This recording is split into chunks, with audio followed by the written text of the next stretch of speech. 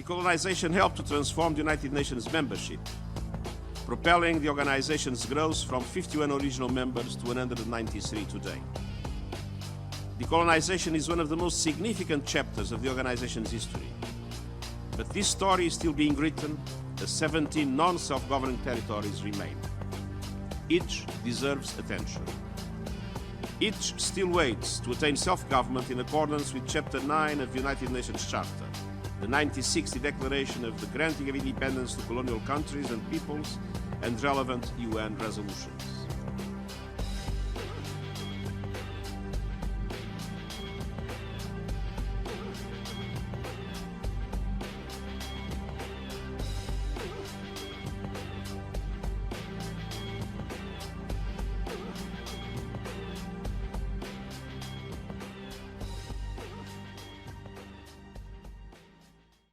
Building and resource-driven exploitation of states and their populations continue to influence the world today, from language, religion and cultural beliefs to legal and economic systems.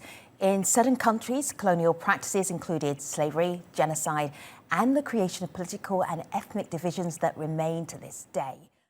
Britain destroyed India through looting, expropriation and outright theft, all conducted in a spirit of deep racism and amoral cynicism.